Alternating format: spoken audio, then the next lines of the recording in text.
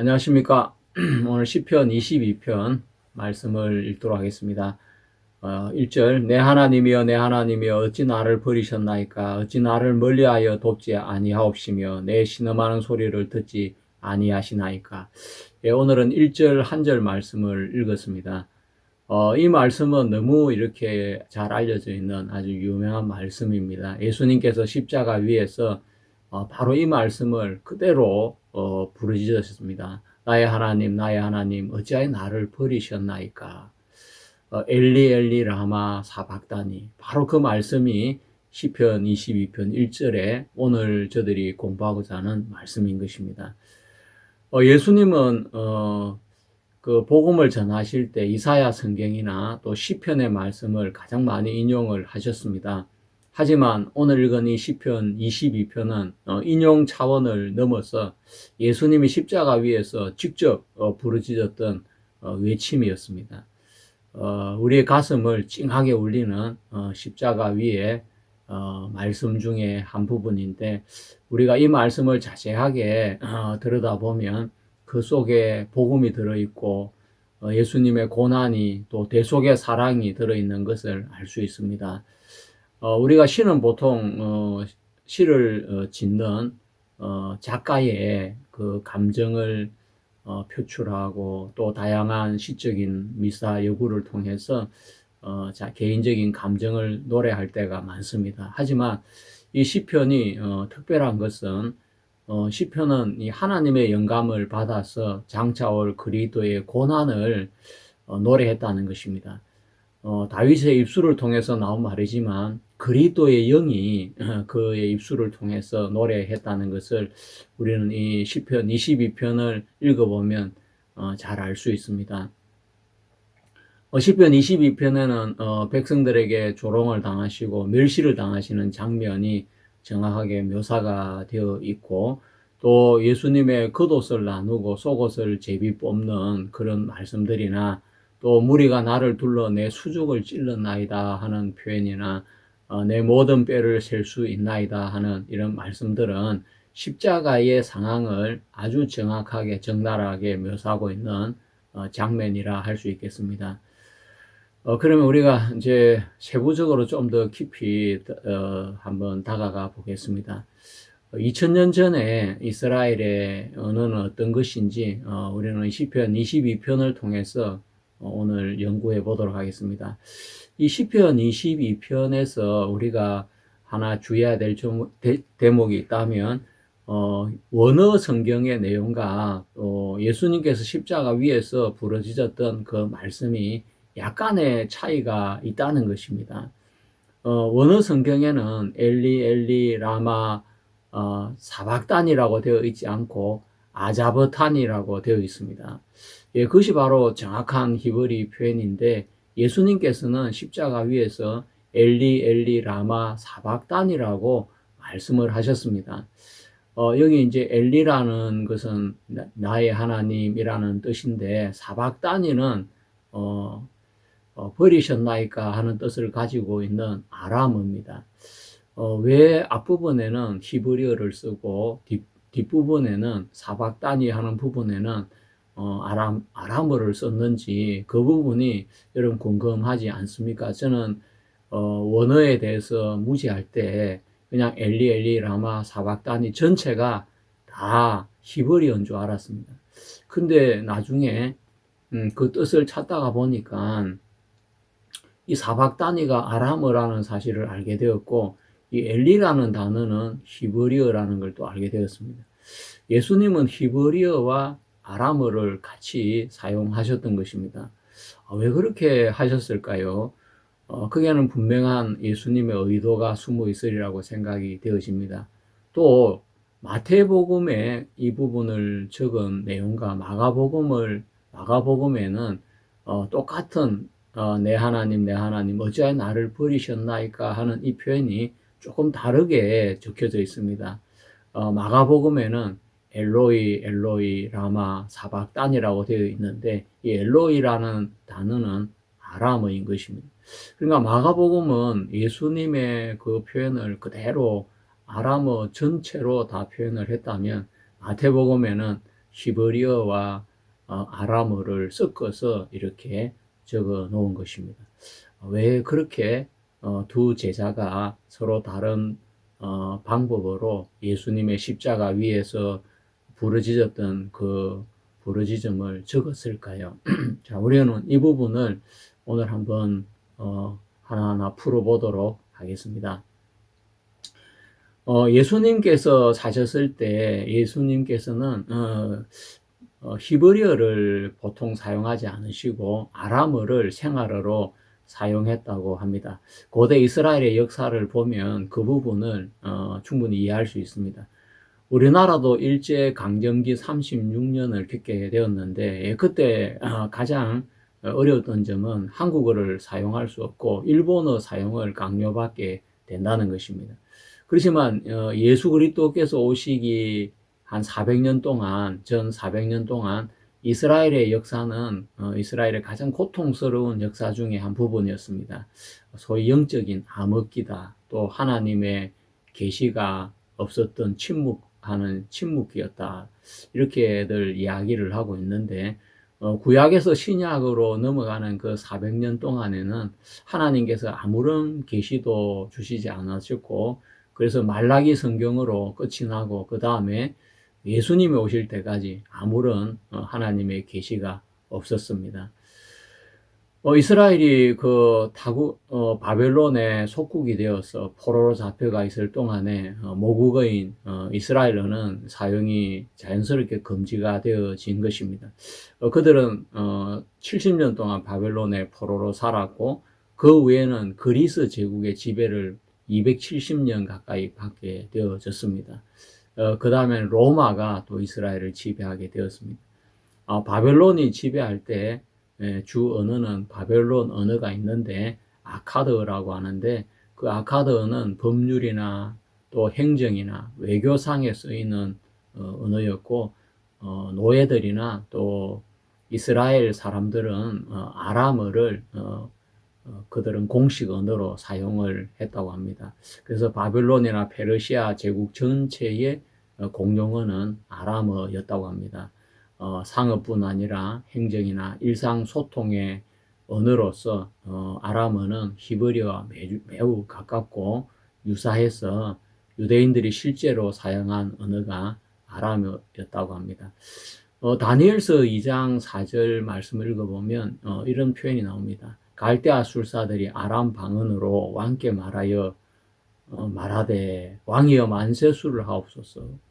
갈대아 술사들은 자기의 말인 아람어로 왕에게 이야기를 했는데 그 말이 통했던 것을 보면 아람어를 공식적으로 사용했던 걸 알 수가 있습니다.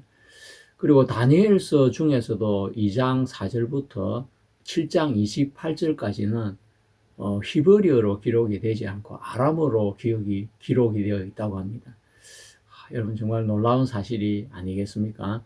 또 에스라서 4장 8절에서 에스라서 6장 18절까지 또 에스라서 7장 12절에서 26절까지 말씀 역시 히브리어가 아닌 아람어로 기록이 되어 있습니다. 왜 그렇겠습니까? 왜 이스라엘 나라가 자기 언어가 있음에도 불구하고 또 성경을 히브리어로 적었을 때도 아람어를 구태여 꼭 썼을 이유가 뭐겠습니까? 에스라서의 그 부분을 자세히 보면 그것은 성전 건축에 대한 고소나 또 다리오가 내린 조서들 또 아닥사스다 왕이 내린 조서가 적혀져 있는 부분인데 바로 왕의 공식적인 조서를 그대로 옮겨서 담기 위해서 그들은 히브리어를 쓰지 아니하고 아람어를 통해서 이 내용은 왕의 공식적인 문서, 공문서다, 왕의 조서다. 그런 뜻을 살리기 위해서 그들은 아람어를 그대로 표기했던 걸 알 수 있습니다. 우리가 시편 2편을 공부할 때 아들에 대한 단어가 두 가지가 나오는데 히브리 아들이라는 벤과 아람어 아들이라는 바르가 나오는데 앞부분에는 히브리 아들이라는 벤을 썼고 뒷부분에는 바르를 사용했습니다. 그것은 바로 발어는 아람어이기 때문에 국제적으로 통용되는 언어인 것입니다. 바로 예수 그리스도는 메시아는 열방의 통치자라는 것을 강조하기 위해서 그 의도적으로 아람어 아들인 바르를 사용했던 것을 알 수 있습니다. 바벨론으로 포로로 잡혀가기 이전에는 히브리어는 생활의 언어이면서 신앙의 언어였습니다. 그렇지만 바벨론 포로 이후에는 아람어가 생활의 언어가 되어졌고 히브리어는 경전이나 예배의 언어로 축소가 되게 되어지는 것입니다. 또 그리스가 지배하는 270년 동안 알렉산더 대왕의 정복으로부터 로마의 폼페우스가 예루살렘을 점령할 때까지 약 270년 동안 또 그들은 그리스어를 헬라어를 배워야 하고 사용해야만 했습니다.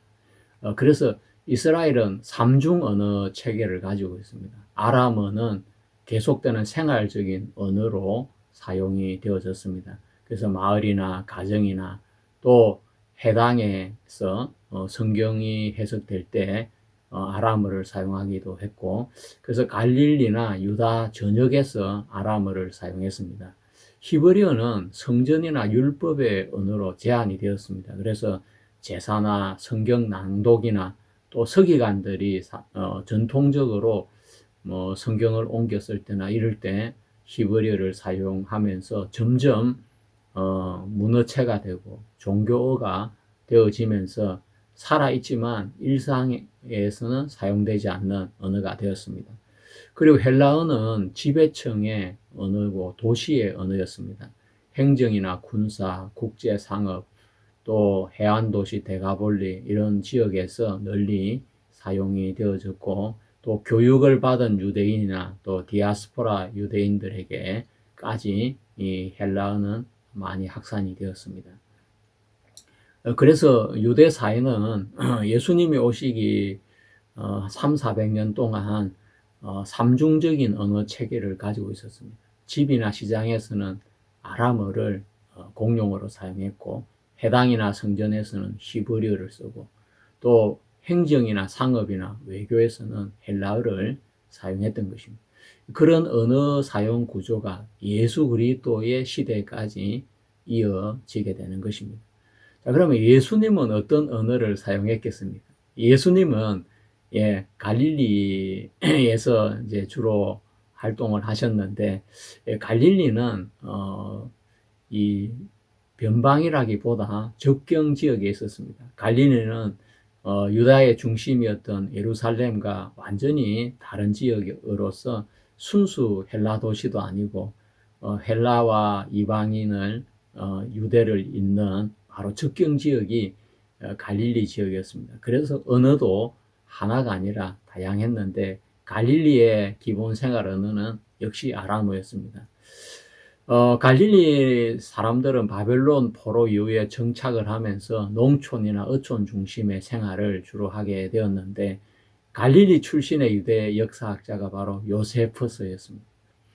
이 요세푸스는 유대 고대사의 서문에 이렇게 말을 합니다. 나는 우리 민족의 말로 먼저 이 책의 내용을 기록하였고 후에 그리스 헬라어로 번역을 했다라고 했습니다. 이때의 우리 민족의 말은 당연히 히브리어야 될 것 같은데 히브리어가 아니고 아람어를 두고 한 말입니다.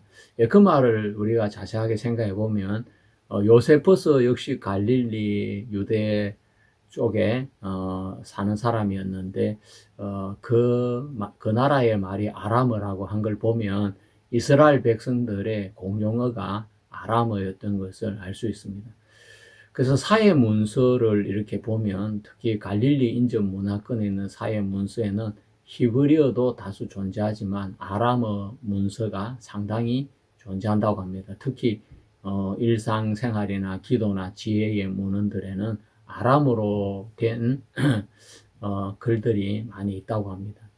아람어는 구어체의 전형적인 리듬을 가지고 있는데 짧은 변형이나 반복적인 구조, 또 운율이 있는 문장이 그 특징이라고 합니다. 예수님께서도 아람어로 말씀을 전하셨는데 구하라 그래하면 주실 것이요 찾으라 그러면 찾을 것이요 두드리라 그래하면 열릴 것이니. 자, 이 짧으면서도 반복적이고 운율이 있는 이런 구조를 가진 문장이 아람어의 대표적인 문장의 형태라고 합니다. 예수님의 생각이나 예수님의 언어는 생활 언어는 바로 아람어였다는 것을 알 수가 있습니다. 물론 예수님께서도 해당에서 성경을 낭독하실 때나 시편을 암송하실 때나 율법의 토론을 하실 때는 히브리어를 사용하셨습니다. 이사야 성경을 낭독하실 때, 또 성전에서 논쟁을 할 때, 율법을 인용하실 때는 히브리어를 사용할 수밖에 없는 것입니다. 하지만 일상 대화는 아람어로 사용했습니다. 또 갈릴리에 사는 사람 역시 헬라어를 쓰지 않을 수 없는 것입니다. 왜? 그들은 헬라 지역에 있는 도시들과 인접해 있고 또 세금이나 무역이나 행정 언어가 헬라였기 때문에 많은 학자들은 예수 그리스도께서도 기본 소통할 수 있을 정도의 헬라어를 사용했을 가능성이 매우 높다고 그렇게 평가하고 있습니다. 그러니까 예수님은 아람어로 말씀을 전하셨고 제자들도 그 아람어로 듣고 기억을 했고 그것을 사복음서에 기록을 남길 때는 헬라어로 기록을 남겼던 것입니다. 그래서 우리가 사복음서를 읽을 때 그 헬라어로 적혀져 있기 때문에 예수님께서 무슨 말씀을 하셨는지 우리가 잘 알 수 없지만 그 당시에 이렇게 언어의 구조를 볼 때 예수님은 아람어를 하셨고 헬라어로 번역된 그 복음서 중에도 아람어가 그대로 남아있는 부분들이 있습니다. 우리가 잘 알고 있는 달리다쿰이라고 하는 그 말씀이나 에바다 하는 말씀이나 또 오늘 우리가 공부하는 사박다니 하는 이 말씀들은 바로 히브리어가 아니고 아람어인 것입니다. 아람어를 사용하지만 갈릴리 지방에서 사용하는 아람어는 독특한 억양이 있었다고 합니다. 마침 경상도식 영어 발음, 전라도식 영어 발음이 이래 있는 것처럼 갈릴리는 또 바다를 끼고 있고 농사를 짓고 이러니까 예루살렘과 억양이 많이 차이가 났던 것 같습니다. 그래서 말소리만 들어봐도 이 사람이 경상도 사람인지 전라도 사람인지 알 수 있는 것처럼 갈릴리 지방에서 쓰는 아람어를 들어보면 금방 그 사람이 갈릴리 지방 사람이라는 것을 알아들을 수 있다고 합니다. 그래서 베드로 마태복음 26장에 베드로에게 이르되 너도 진실로 그 당이라 네 말소리가 너를 표명한다라고 그 계집종이 그렇게 이야기를 했습니다. 여기서 네 말소리가 너를 표명한다는 이야기는 바로 네 갈릴리식 아람어 억양을 가지고 있다. 사투리를 네가 쓰고 있다. 그런 뜻을 가지고 있는 것입니다. 예수님 역시 갈릴리에서 많이 때가 굵고 생활을 했고 자랐기 때문에 예수님의 입에서 흘러나오는 말씀도 역시 갈릴리 억양을 가지고 있었던 것입니다. 우리가 만약에 예수님의 말씀을 한국어가 아니고 아람어나 헬라어나 본토 말로 현장감 있게 들을 수 있다면 우리는 예수님의 입에서 나오는 그 말씀이 표준어가 아니고 아람어 사투리인 것을 우리 알아들을 수 있을 것입니다. 그러면서 우리도 아마 갈릴리에서 무슨 선한 것이 나겠느냐 하고 무시했던 그 유대인들처럼 그렇게 예수님을 무시했는 줄도 모릅니다. 초대 교회 시절에 예수님을 믿지 않는 유대인들이 예수님을 믿는 성도들을 보고 나사렛 놈들이라고 했습니다. 아주 좀 비하해서 불렀던 발음인데 네째르라고 그들은 불렀는데 그 말은 무슨 말이냐면 이 갈릴리 사투리를 쓰는 이 촌놈들아 그렇게 너희가 무슨 뭐 제대로 된 신앙을 하는 놈들이냐 이렇게 그리스도인들을 비하해서 네째르라고 그렇게 불렀던 것입니다.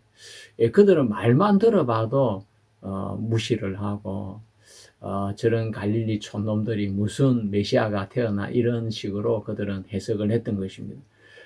제가 한번 마태복음 2장을 읽다가 마태복음 2장에 예수 그리스도께서 나사렛이라는 동네에 와서 사니 이는 선지자로 하신 말씀에 나사렛 사람이라 칭하리라 하심을 이루려 함이니라 하는 말씀을 읽고 그게 표기가 되어져 있는 이사야 11장을 찾아가서 아무리 읽어봐도 예수님이 나사렛 사람이라는 말씀이 보이지 않았습니다. 그래서 제가 정말 이상하다. 이렇게 표기되어 있으면 이사야 11장 1절에는 분명히 나사렛이라는 단어가 나와야 되는데 그곳에는 다윗의 뿌리에서 한 싹이 나온다는 그 말밖에 없는 것입니다. 그래서 제가 이스라엘 선교사님한테 물어봤습니다.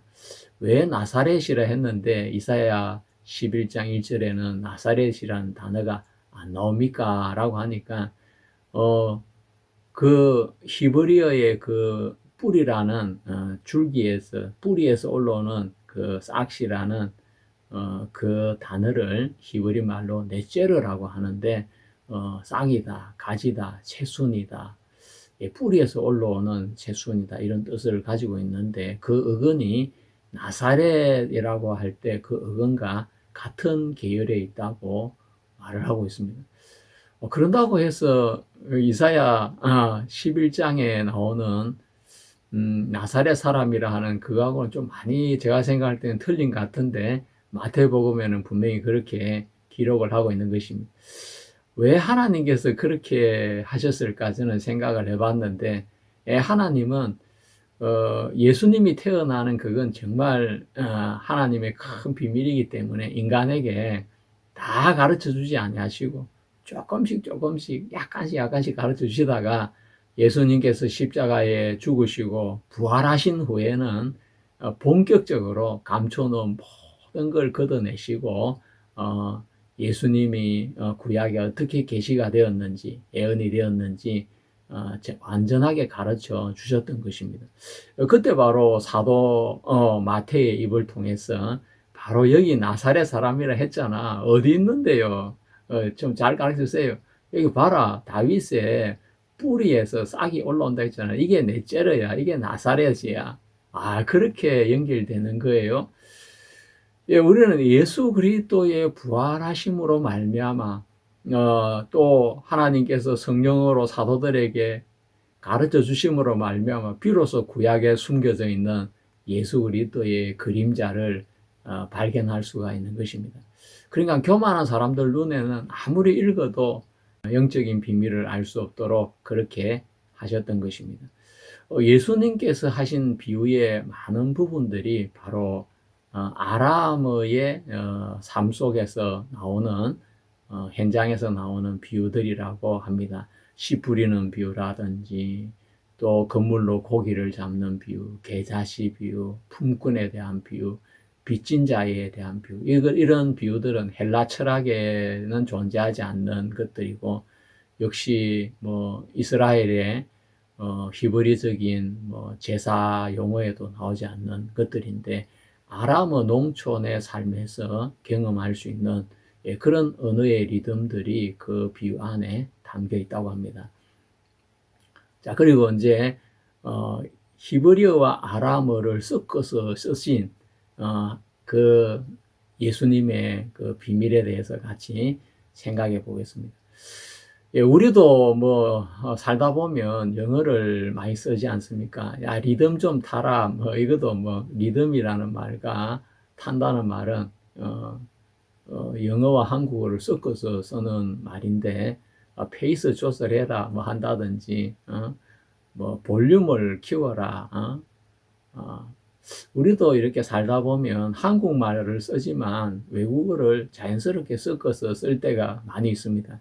예, 그러듯이 한 문장 안에 핵심적인 단어는 히브리어로 쓰고 또 동사나 이런 것들은 아람어로 같이 섞어서 사용하는 경우가 많이 있다고 합니다. 그러니까 엘리 라마 사박다니 같은 경우가 그 대표적인 예라고 볼 수가 있습니다. 그래서 마가복음 15장 35절에는 그 말씀을 듣고 엘리야를 부른다라고 사람들이 그렇게 생각을 했습니다. 왜 엘리야를 부른다고 생각했겠습니까? 바로 언어의 혼용 때문에, 혼합 때문에 그런 것입니다. 이, 이 엘리는 내 하나님 이런 뜻인데, 이 엘리라고도 발음을 하지만 또 아람어에서는 엘로이라고도 발음을 하는데, 이것은 엘리야와 발음이 아주 유사한 것입니다. 또 특히 갈릴리의 억양에서는 더 헷갈릴 수밖에 없다고 합니다. 그래서 문법적으로 이상해서가 아니라 갈릴리 발음을 들을 때 이것이 엘리야를 이야기하는 것인지 하나님을, 내 하나님을 이야기하는 것인지 정확하게 그들은 구분을 하지 못했기 때문에 십자가 밑에 있는 사람들 중에 어떤 사람들은 야, 그가 엘리야를 부른다라고 그렇게 오해를 했던 것입니다. 예수님이 돌아가실 때가 6월절이었는데 로마 제국이 지배하에 있을 때 수많은 순례자들이 예루살렘에 몰려들었습니다. 그리고 성전에 있는 그 예루살렘에서 3시간 가까이 어둠이 온 낮을 덮었는데 그것은 정말 끔찍한 정도로 개인적으로 느끼는 아주 무서운 시간이 아닌가 생각이 됩니다. 그러면서 막 요란한 천둥 소리처럼 예수님께서 십자가 위에서 엘리 엘리 라마 사박다니라고 외치셨는데 그때 사람들은 그 소리가 나는 바로 예루살렘의 골고다 언덕에 높이 세워진 십자가를 쳐다볼 수밖에 없었을 것입니다. 야, 도대체 저 천둥 같은 소리가 나는 저곳에 십자가가 서 있네. 십자가가 3개나 서 있네. 도대체 무슨 일이지? 그러면서 다른 일을 보던 사람도 그 십자가 있는 곳으로 갈 수밖에 없고, 그러면서 그곳에 십자가 위에 제패에 적혀 있는 유대인의 왕이라는 글자를 그들은 보게 될 것입니다. 로마어와 헬라어와 히브리어로 적어 놓았고, 그리고 그 예수님의 입술을 통해서는 아람어가 흘러나오셨는데 나를 어찌하여 하나님 버리셨나이까? 사박다니 버리셨나이까? 자, 그 숨막히는 현장에 여러분과 제가 있다고 생각을 해보십시오. 아니, 저분은 유대인의 왕인데 왜 하나님이 저 유대인의 왕이신 분을 버리셨지? 아니, 당신 혹시 저분이 유대인의 왕 맞습니까? 헤롯도 있고 본디오 빌라도도 있고 한데 저분이 왕이란 것은 저분이 반란을 일으켰다는 것입니까? 반란을 일으키지 않았다면 도대체 유대인의 왕이라고 왜 썼죠? 그렇다면 저분이 성경에 예언되어 있는 영적인 유대인의 왕 바로 그리스도시구나. 자, 우리는 쉽게 예수 그리스도에게까지 마음이 접근해 갈 수 있는 것입니다.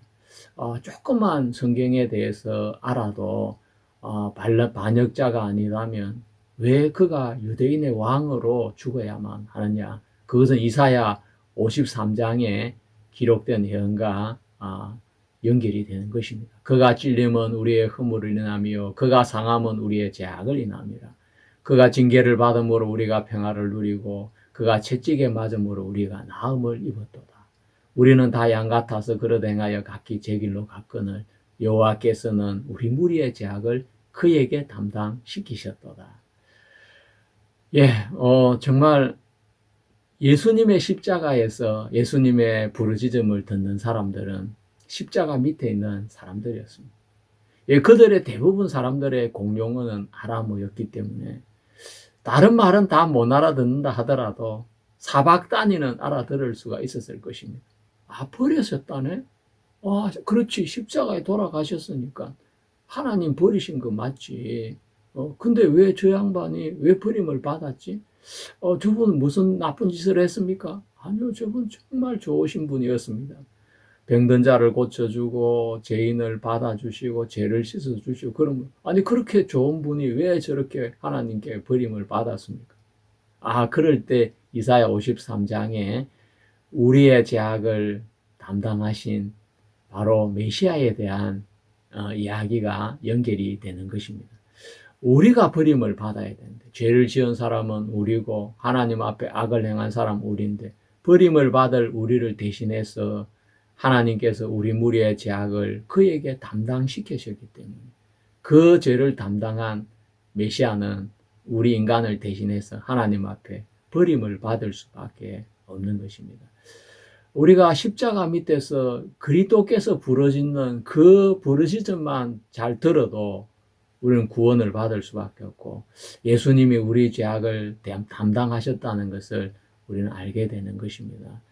그가 찔림은 우리의 허물을 인하며 그가 상함은 우리의 죄악을 인하며, 그가 우리 죄 때문에 찔리시고 우리 죄 때문에 상하셨기 때문에 그분이 징계를 받는데 우리가 평화를 누리는 것은 내가 받아야 될 징계를 예수님이 하나님 앞에 대신 받으시는 것이요. 예수님이 채찍에 맞으시는데 내가 나음을 입는 이유는 하나님의 죄에 대한 형벌을 예수님이 다 받으셨기 때문에 이제 우리에게 더 이상 하나님의 진노나 형벌이 남아있지 않고 다 끝이 났다는 것입니다. 그래서 우리가 예수님이 사박다니라고 말씀하신 그 말씀 한마디만, 그리고 그 위에 적혀 있는 유대인의 왕이라는 그 말씀과 연결만 되어도 저분은 메시아시구나, 그리스도시구나, 우리를 대신해서 형벌을 받으시는 분이구나 라는 사실을 알게 되는 것입니다. 예수님 당시에 탈굼이라는 것이 유행을 했다고 합니다. 해당에서 주로 이 히브리어를 아람어로 이렇게 번역을 해서 쉽게 해석을 해서 번역한 그걸 탈굼이라고 이렇게 말을 합니다. 예수님은 시편 22편을 뭐 잘못 인용하신 것도 아니고 또 탈굼을 하신 것이 아니라 예수님은 아람어로 그대로 이렇게 발화하셨던 것입니다. 발음을 내셨던 것입니다. 그래서 엘리 엘리 라마 사박다니라고 이렇게 정확하게 발음하셨던 것입니다. 자, 우리가 마태복음에서는 엘리 엘리 라마 사박다니라고 했다면 마가복음에서는 엘로이 엘로이 라마 사박다니라고 그렇게 기록을 했습니다. 똑같은 예수님의 부르짖음을 듣고 조금 다르게 이렇게 표현을 한 이유가 뭐겠습니까?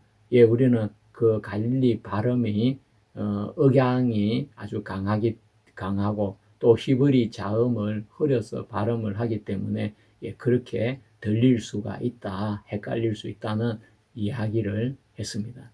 마태는 이 히브리 친화적인 단어, 히브리어를 많이 끌어와서 또 예수님의 족보 이야기도 하고 하면서 그렇게 예수님의 복음서를 이렇게 써나갔고, 마가는 아람어 청중들을 중심으로 해서 그는 이 마가복음을 썼던 것을 알 수가 있습니다.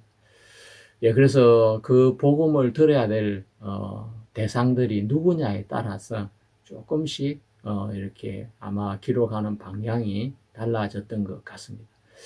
제가 오늘 전한 말씀은 제 블로그에다가 올려놓겠습니다. 여러분, 엘리 엘리 라마 사박다니, 예수 그리스도의 십자가 위에서 하신 그 말씀이 여러분 영혼을 흔들고 계십니까? 그 말씀 한마디만 믿어도 구원을 받을 수가 있는 것입니다.